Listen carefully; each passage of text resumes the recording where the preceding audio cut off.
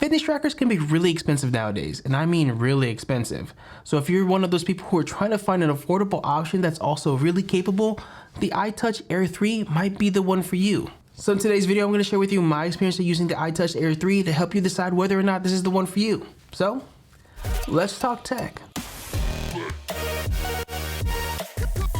I'm Agent More R&D Tech, and this video is sponsored by iTouch Wearables. So full disclosure, iTouch Wearables did send us the Air 3 to review and check it out ourselves, but I'm still going to be 100% honest, as I always am in these reviews, to help you decide whether or not you should get it yourself. So with that said, let's start off really quick with the specs and features of the iTouch Air 3. It has the zinc alloy body and bezel. I have the 44mm case, which comes with a 1.54-inch screen. It has up to 7 days of battery life, which is a little modest for them. I'll tell you why later in the video. But it also has Bluetooth 5.0.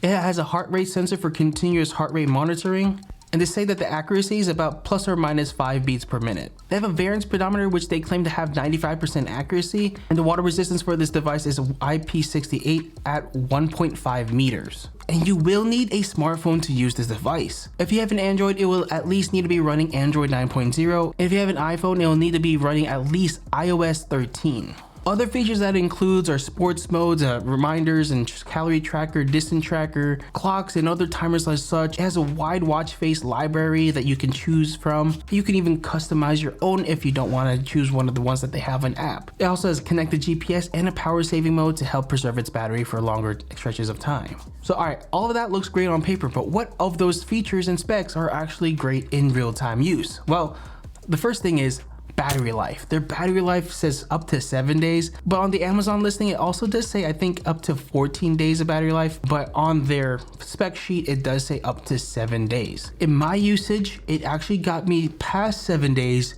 comfortably, even without power saving mode, which was really impressive.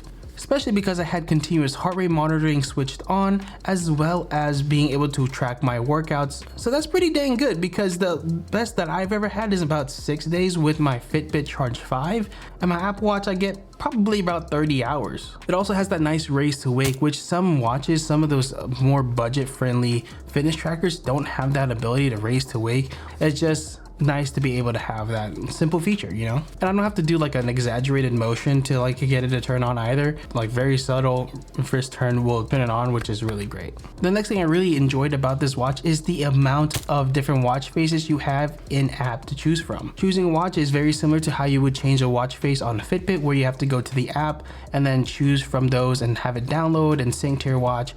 And it's pretty seamless. And the cool thing is you're not limited to the one screen like you are on Fitbit. You can actually switch between the one that you selected and a few preset watch faces that are included in the watch at all times. You can't change those three per se, but you can change from one that you chose to those three if you wanted to change it up a little bit. If you wanted to change your main one, you would have to go through the app and change those, and it does take a little bit of time, maybe a couple minutes. And I will say, some other watch faces do seem to be inspired by not just some Fitbit watch faces, but also by some Apple Watch faces. And I thought, I like it because it's familiar to me, so I chose that one a couple times, but I also tried a few others that, are really unique to the Air 3's library. And if you don't like those, you can always customize them to include a photo of your loved ones, your favorite pet, or your favorite meme.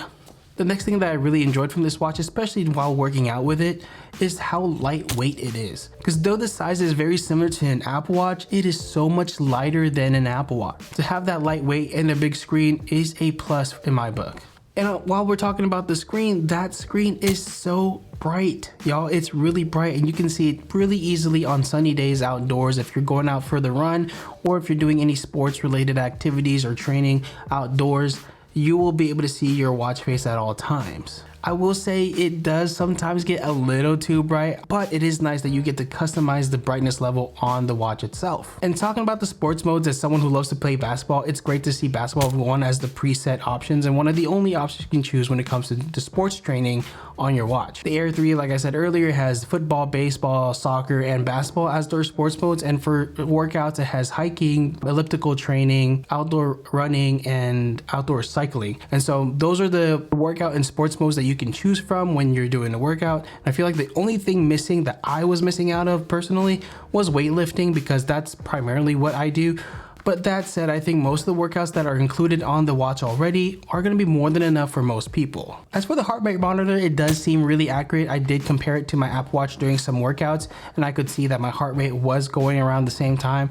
But there were some moments where it was a little bit lower than my Apple Watch. But again, that still sticks to the claim about plus or minus 5 beats per minute of accuracy for those heart rate monitoring. The water resistance seems pretty good. I did test it while washing my hands to see if it will be affected in any way, and so far nothing has happened to it, so pretty good. And as someone who likes to monitor their sleep tracking, I love the fact that it does have that ability to track your sleep. And again, comparing to my Apple Watch when it comes to sleep tracking, it seems pretty accurate, and I love the fact that it has it, because you know, some fitness trackers don't have that ability. And again, the battery life does make this the perfect watch to be able to sleep with at night without having to worry about battery loss. So that said, I feel like the only thing missing there is a little bit more detail, because even on the app it just tells you your light sleep and your deep sleep and how long you slept. It doesn't give you much more than that. You're also supposed to get notifications on the iTouch Air 3 when you connect it to your phone, but I unfortunately did not get that. But that's not because of the iTouch Air 3. I believe it's because I have iOS 17's beta on my iPhone right now, and I think that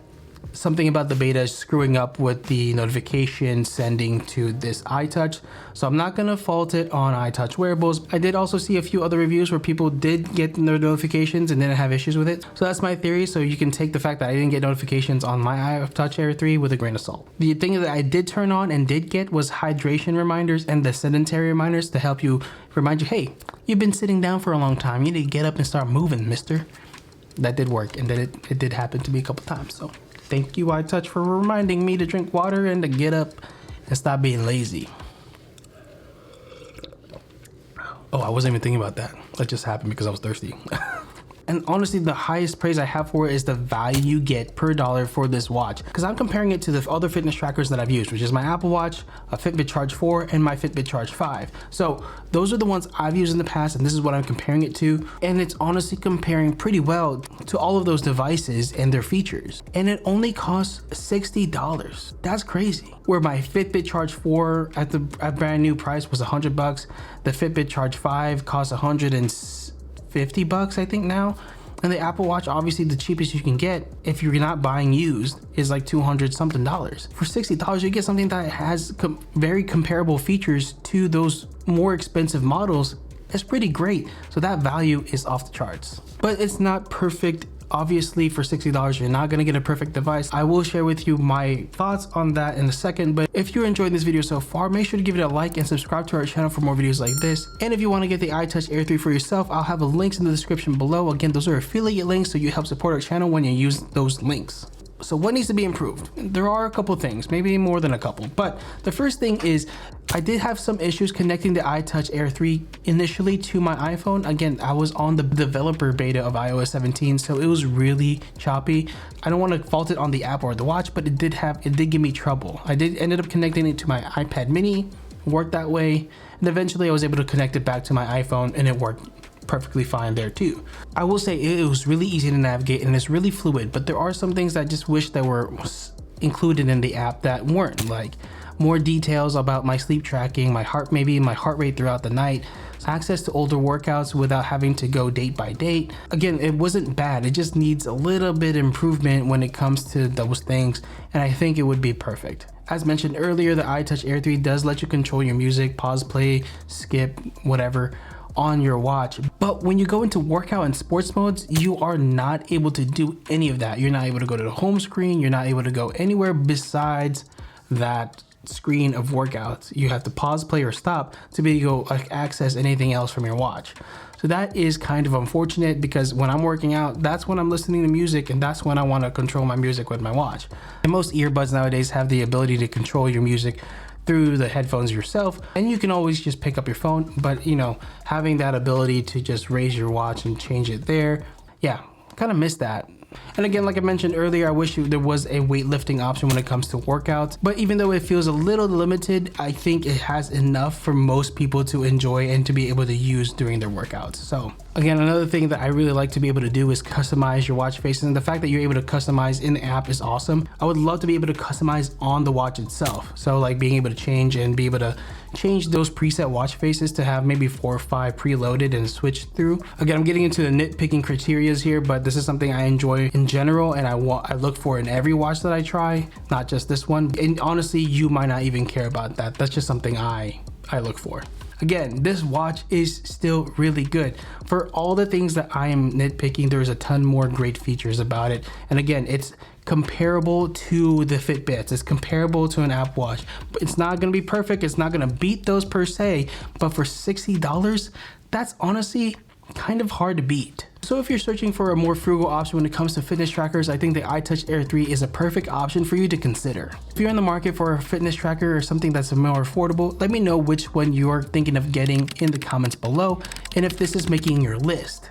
If you have any questions about this device, let me know in the comments. I'll also try to answer those to the best of my abilities. Thanks to iTouch Wearables for sponsoring this video and sending us this iTouch Air 3 to try out and review for you all. You can watch any of the other videos on here on our channel. Otherwise, we'll see you in the next one. Peace.